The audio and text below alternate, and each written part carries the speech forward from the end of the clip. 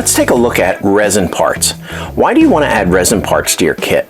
Well, there's a few reasons. The first reason being that sometimes a kit manufacturer doesn't quite get things right. In other words, the dimensions or the size or shape of something might not be quite correct. And I have an armament set here for my Heinkel 111 from Aries. It's a really nice set, comes with some photo etch pieces as well. And I took a look at the ammunition magazines that go on the guns in this airplane. And if you look at the little magazines here and compare them to the photo etch resin ones, you can see the resin ones are larger. And I looked at a drawing and in reality, these were larger than what's in the kit. So I can put a more accurate representation in by using resin parts. Another reason to use resin would be ease of assembly. If you look at these exhaust stubs for my Heinkel, they're a single piece, they're all clean, there's no seam line, and the kit pieces are two-piece. In other words, I have to glue these two pieces together, and then I'd have to go back and fill and sand all around the seam lines on these.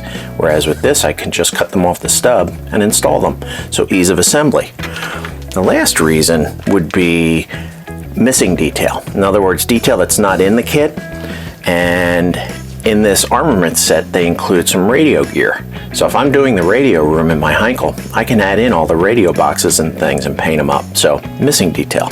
So it takes some special tools and adhesives to work with resin parts. So let's take a look at those. Working with injection molded plastic parts and resin aftermarket parts is slightly different. Injection molded parts come out of a steel tool. In other words, there's two pieces of a tool that meet and they inject plastic into it and pop out the parts. The nice thing is the injection points are easy to cut, so the part comes off the sprue easily, but since it's a two-piece mold, there's usually a seam line that runs around all the parts, and you have to go back and clean that off if you want to do a really good job.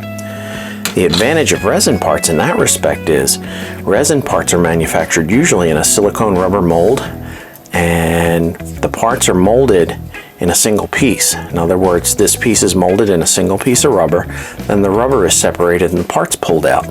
When you do that, you have no seam lines on the part, which is really nice, but you have to cut a lot of excess material off of the parts before you can use them.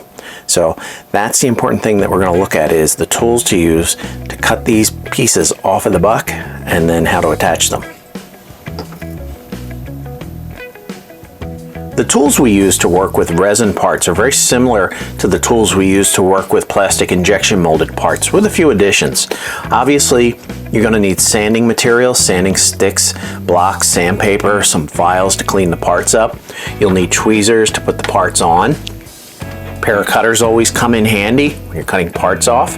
The big difference comes in taking the parts, the resin parts, off these pour blocks. The pour block is the extra material from when they poured the part into the mold. Now, some of these parts can be taken off with a standard X-Acto knife just by scribing along the line and snapping it off. But some of the larger parts, and we'll look at these exhaust stacks here, you can see there's some really heavy material here.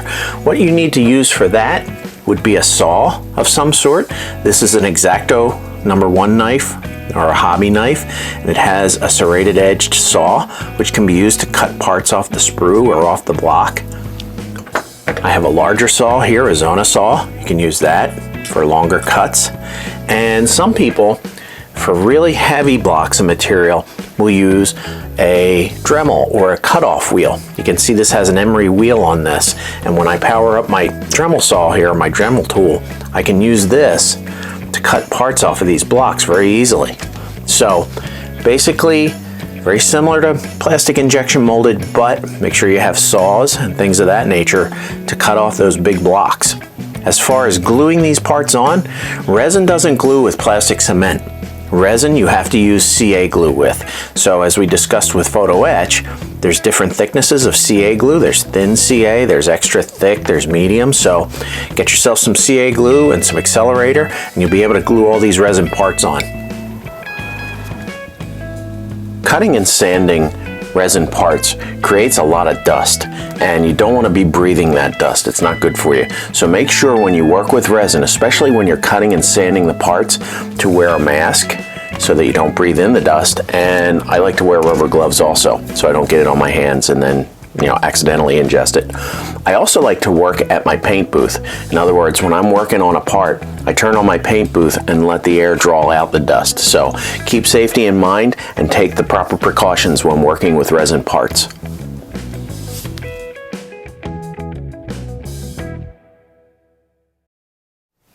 I thought we'd wrap up our discussion of photo etch and resin detailing parts with a little practical hands-on. So what we're going to do is we're going to assemble one of the machine guns from the Ares armament set for my Heinkel, and we're going to compare it to the original kit part so you can see the difference. As you can see, I have all my materials laid out here. I have my reference material so that I can compare the kit to the original, make sure I get the details right. I have all my tools. I have my glues, my tweezers, my knives, my cutting tools. I have all the parts here laid out. So let's get to it. Let's put the machine gun together and see how it goes.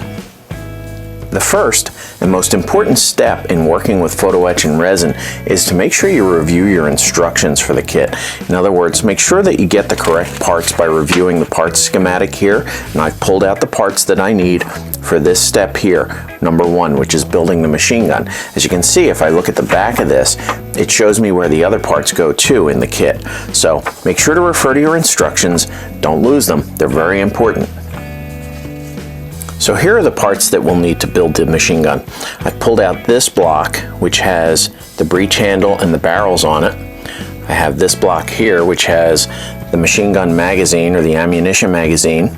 It has this little bag that goes underneath that collects spent shells, and it has the cocking handle on it. So those are important. And then finally, the photo etch fret has the machine gun sights and so forth on it. So these are the parts we're going to use. So let's remove some of these parts from these blocks, and then we'll start assembly. To remove the parts from the block, I'm going to use two different tools. I'm going to use my razor saw here, my little saw blade, to take the block or the magazine off of this block because it's a pretty thick connection. The other tool I'll use will be just a straight edge or a regular knife blade to take the barrels and the breeches off because they're fairly thin connecting points.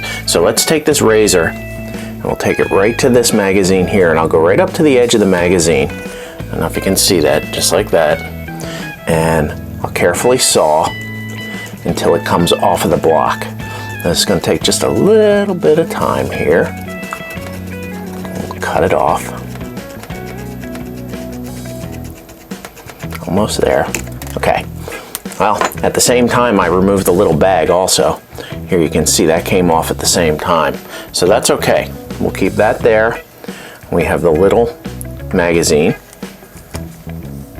And you can see it's creating a little bit of dust here. We'll get that out. That's why I wear my gloves.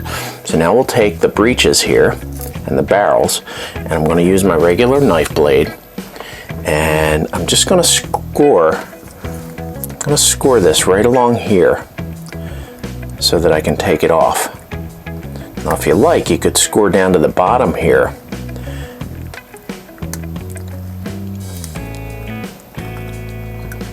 Score this down, and kind of like styrene when you score it, if I score it enough, I can just break this off. See how it broke right on that line that I scribed? Then I can go back and I can just cut this off like that. So that gets rid of the block. There's my breech. And now we need one of these barrels. So what we're going to do is the same thing, and these are really easy to take off. Just cut one of these off. So there, now I have the 4 resin parts that are involved. I have the photo etch piece here, and we'll take the photo etch gun sight off the way we take photo etch off. My photo etch gun sight has 2 connecting points, one at the top and one at the bottom. So what I'm going to do is, as we discussed in the previous video, I'm going to take my straight edge, which is this guy here, and I'm going to very carefully pop this guy off by cutting the fret. I have to do it on both sides.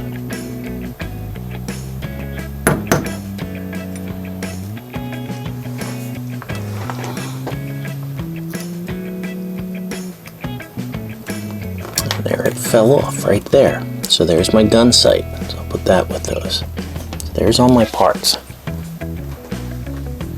My next step will be to go back and clean up the areas where I removed these parts from the stubs. In other words, on the back of the machine gun magazine, I'm just going to sand that a little bit, and then I'll take my X-Acto knife or my hobby knife and I'll clean off the areas where I removed these from the pour block. So these are the parts. I'm going to clean those up and then we'll come back and glue them together. So I've cleaned up all my parts. I'm ready to assemble, and we're going to use super glue. We're going to use cyanoacrylic glue to put them together, maybe a little accelerator if I need to speed up drying time. So I'll put this together and then we'll compare it to the original kit piece and see the difference that photo etch and resin detailing parts make. I've assembled the photo etch resin parts, put them together, and I shot a little bit of primer on the original kit piece and the photo etch piece, and you can really see the difference in the aftermarket piece compared to the original kit part. Really sets it apart. So the extra effort is really worth it. It'll set your models apart from everyone else's, bring you up to contest quality. This is really great stuff. So photo etch resin, take your models to the ultimate level. Well, that's it for model detailing parts. Gave you a basic knowledge of what you're doing with photo etch and resin detailing parts. Do a little bit of research. Remember, there's publications out there like the photo etch book. Do a little bit of reading, check out your model, get some parts, experiment, and good luck. And until next time, keep modeling.